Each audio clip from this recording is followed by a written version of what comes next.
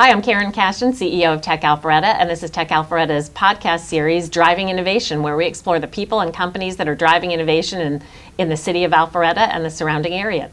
And today I'm excited to have with us as our guest, Tuff, founder of Seraph Group and Seraph Research Foundation. Welcome, Tuff. Nice to be here, Karen. How are you? Doing great, thanks. Happy to have you here today and really interested in talking about what you're working on now and the fund that you formed a number of years ago that's really a national and beyond VC fund. So let's start off by hearing about Seraph Group. Okay, great. Well, Seraph Group was founded in 2004 with a purpose of bringing together successful people to create wealth. That's the mission. In particular, we bring people from all different walks of life who shares a passion for funding and innovation. And through our own unique system, we invest in startup company on a seed stage, where we write check between $500,000 to $1 million, which we believe that was in shortage. And now that we've been operating for 17 years, I am delighted to say that we are now the largest national angel fund group with investors in about 135 cities, even include Asia, Europe, and we have funded over 130 companies, about $150 million. That's fantastic. Congratulations. And so that's the angel side, the seed stage side that you're looking at. Is it primarily or exclusively tech companies? Yes.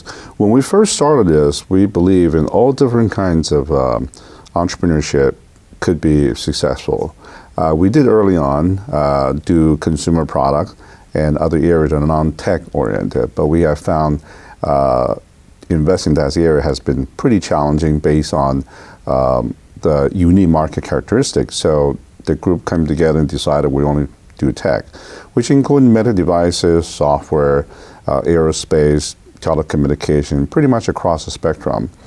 We take a diversified portfolio approach because we think innovation comes in different waves.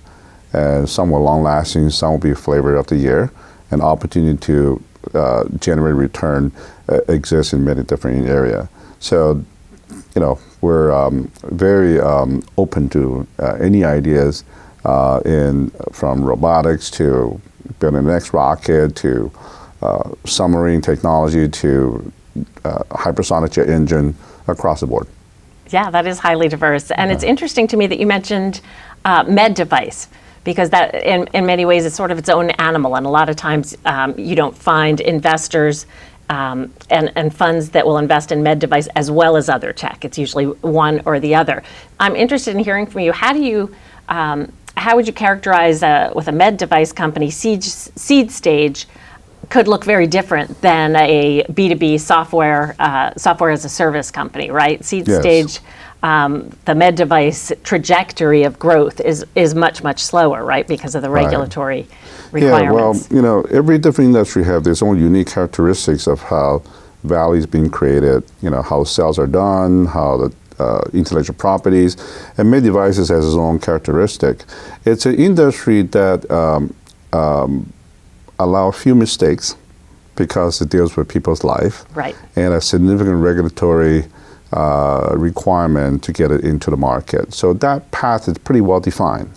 And so building a med device company, the way to fund the company, the valuation, the team, the market penetration, the reimbursement, all that unique requirement needs to be well understood before they fund the company. And unlike the back in consumer internet or an app or software company, that is it's just a different structure. So I would say that med devices is a great area to go in because contrary to what a lot of people who are not fluent in this area, we are moving rapidly in changes in healthcare delivery. Right. Okay? Where 10, 15 years ago, it was just a device, but now the device are combined with intelligence, with connectivity, with communication, consumerization. It's a huge opportunity. So I think now is even better time to invest in med device than 10, 15 years ago. Yeah, that definitely makes sense.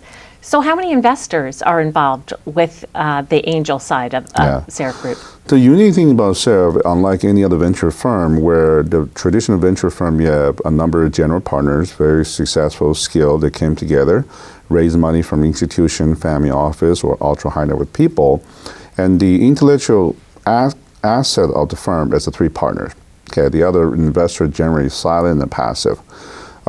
Seraph was uniquely designed in a way that we believe there's a lot of different people who are experienced in starting company, mentoring company, managing company. So we bring investors who can bring a lot of value to the investment. Each of them represent a node of value chain. They bring deal flow. They help the general partner management team to evaluate the industry. Our case in point, if we have someone to bring in a fiber optic or broadband, we will have investors, a former president of Bell Lab, and who has a lot of network people understand that. So by adding investors that are value added, and we now grow to 400 plus, the brain trust behind this group far exceeded one or two or three general partners capacity. And I think that allow us to be successful where we are today. That contribute in large part to how we've been successful today. So more than 400 investors, wow. And so really, in a sense, what you're saying is many, if not most of the investors are subject matter experts in their own right. So they are bringing that with them as part of the investing equation to help when it comes to vetting certain opportunities. Yes. I think subject matter is a much better phrase than I came up with. But for example, we have we have the inventor of Apple QuickTime, who is an expert in streaming technology. We have chief technology officer of some Snapchat, who is really fluent on how to build consumer app and tracking metrics. We have former CEO of General Electric healthcare division, who knows everything about MRR, scanning machines and infrared, all that in the industry knowledge. So the subject matters adds up to a big value add for our investment. Yeah, what a tremendous knowledge bank that you have. So how do you find the investors to participate? Well, it is still the old-fashioned way, is through relationship, through outreach. I'm an entrepreneur like everybody else, right? So when I came with this idea, I had to go talk to people and share the idea. I believe this is a good model of which you can make good return as an angel investor. So one by one, those who believe in this mission, believe what we're doing, who has an interest in it, they say join. It took 17 years to get to where we are today. So it's, right. And this is the same thing I learned when I first started a company. Be patient, get your message out, be very clear to what you're doing. You will find partners who believe in that, and that's how we have grown to where we are today. So heavily relationship-driven, network-driven. Yes, referral, relationship, yes. Okay. And is there also a venture side to Seraph Group? Do you do venture investing in addition to angel investing, or do you have separate funds? Well, we started this company because back in 2003, 2004, there weren't a lot of seed capital. Right. And there were angel groups out there, but what we learned from many angel groups is they have some process in place, their size of checks doesn't always meet the market demand. So we established a fund-based angel group versus a pass in the hat. That was one differentiating point. Second, we specialize writing check between $500,000 to $1.5 million, which often can lead to a significant portion of the first round of capital. The venture side, which was supplied by a venture capital firm, what we do is when our portfolio company progress, we connect them with a lead venture capital firm from a third party. Okay. And then we continue to support them and invest along with a lead investor, because our check size are usually smaller than the larger venture capital firm. So we do continue to follow and invest in the company, but we rarely lead that. Right. Yeah. Right. No, that's a good system, and it makes complete sense. And so how do the opportunities find you all? Well, it takes years of investment in relationship. You find me going to Berkeley, Stanford, UGA or Georgia Tech, Carnegie Mellon, MIT lab, and I go visiting the professors. I talk to the incubators. I talk to portfolio company. A lot of coffee shop conversation, a lot of lab visiting, and that just takes time. And so if you're interested in the area, identify where the smartest people are, and you go there, and you introduce yourself and get involved, be supportive, and that's how people find you. And that's what I think. This is really a full-time job for people to do this thing, and it takes a lot of investment to establish a relationship with leading universities and research center and accelerators. And would you say that most of the opportunities, most of the startups that come calling and looking for funding are as a result of those relationships that you've developed with incubators, universities, and yes, most of it. I would break down our investment initially when I first started the firm. Probably 40-50% of the investment opportunity came from our investors, because they were connected to industry. They are hit up by other people for money, and they will always refer to me. Over time, as we have invested 120-some portfolio company or more, then our portfolio founders who have grown cash out, and they tell the other entrepreneurs, hey, Seraph is one of our better investors, you should go talk to them. So the percentage of the referral come from our former portfolio or current portfolio company now have account for close to probably 40% of the referral. The other 34% came from my own personal network. And that's kind of breakdown. About 5%, 10% come from leading incubators. Okay, right. So because there's many of them, and we've looked at that approach as better through selectively building relationship with certain incubators that we believe are much better than the others. Okay. And it sounds like you're geographically agnostic. Yes. Opportunities can come from anywhere. Yeah, this is really important aspect. But when I look at starting this company, angel investor by definition, they're very local. They're very community driven. They want to support the entrepreneur in the community. That's all great, and that should be a main objective. But at the same time, from an investment standpoint, you do need to look at what is the best risk and reward design. And angel investing, based on what I have known, that you will lose 34% of your investment if you're pretty good. And what I've heard from people who are not very good, they lose probably 50-60%.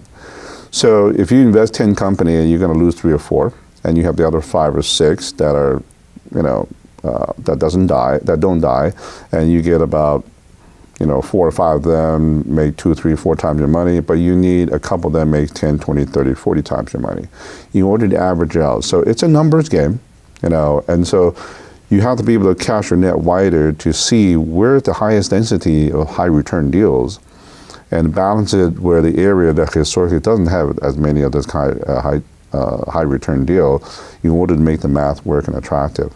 So when we look at that, that was one of the challenges of many regional angel groups that are only invest in a community where their community didn't generate a lot of high return deals, and that kind of hurt their financial return. So we built a national firm, so you can live in Key West, you can be living in Burlington, Vermont, you can still access investment in Georgia or in Silicon Valley, because that's where I have the deal flow sources. And we're the only one in the country that does this. And the results of over 7 years have proven that our model works, that if you can get access to deal from whether robotics from Carnegie Mellon, and media from MIT, or Stanford from biotech, and that's a more prudent approach than just only invest in your backyard if your community does not have a high frequency of high return deals. Right. Well, and they also say that innovation happens everywhere. Yes. It's not limited to just a few large cities in the United States. Yes, absolutely. And you see more migration, you see innovation popping up, different things, and you see venture capital firms establish funds specifically invested in secondary cities where more and more Americans moving. And over the next 10 years, the technology changes and enabling companies to work remotely. So now you can have people in the middle of nowhere, a great group of people creating company. You no longer have to be in the heart of every area. That's a trend, okay, that will increasingly more in the next 10, 20 years. And when we get the electric air taxi invented, yes, and that's going to be even more of an impact. So we're not, we're not just focusing on only several tech centers. Great. And you've also recently founded a nonprofit organization. Tell me a little bit about Yes. that. So after doing this for 17 years and being venture capitalist, total of 28 years, and you got to the point you wanted to look at the mission, my mission. Besides doing what I love, making investment, what else can I do to help, right? And I recognized that there has been so much resources that went into, and there'll be more resources going to helping the entrepreneur side. Incubator, accelerators, mentor network. There's many of them helping entrepreneurs build companies because it's very challenging. But there's almost no resource going into getting more angel investors in the market. It's undeniable America, the center of innovation and the acceleration and the number of startup companies will only increase versus decrease. Well, there's a demand for capital growing Huge. rapidly, but then the supply of capital hasn't grown as much as fast. People argue about what supply of capital. I do think that there's the angel community or seed capital demand has not been met. Even many good quality company that could have a fighting chance and have a hard time finding capital just because of where they are. And so the Seraph Research Foundation was created to create an economic impact by focusing on providing education workshop to help the supply side of capital. We want to invite a lot of accredited investors to say, hey, if you haven't done this before, our research shows that there are 13 million families in America that qualify as an accredited investor. Only about 400,000 to 500,000 are currently involved in investing in startup company. Oh, okay. So we're at the beginning of a long tail where I think that many people don't know this whole area. And so we wanted to put our resource behind providing an educating workshop. We're signing up partnership with 6 different states, and we're going to start going across the nation. We're picking cities where they think that having an angel investment group or more angel investors is good for them, provide a supply. So the nonprofit foundation was really the education outreach workshop to get people trained and understand what's involved, so they no longer have the negative impression about investing in startup company. Right. And we have the data to back it up because we have 17 history, and we can show the data that if you do it a certain way, you can be very, very successful. Yeah, I think that's fantastic. Not only are you going to be filling a tremendous gap, educational gap for people that might be interested in investing in startups but don't know how to get into it and where to start, but also the end result is you're helping the startups because you're increasing the amount of capital available and being invested in them. Yeah, I think every community that has entrepreneurship should have some form of angel investor group. And not only that, we want to make a special outreach to women, minority, or what we call a non-tech community people.